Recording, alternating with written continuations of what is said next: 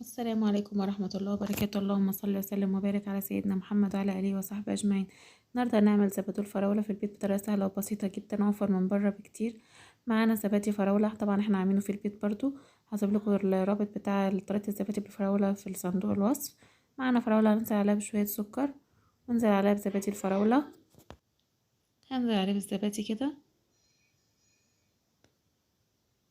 ونص كوباية لبن، ونضربه في الخلاط كده. الزبادو جاهز معانا، يعني ما خدش معانا اقل من دقيقتين.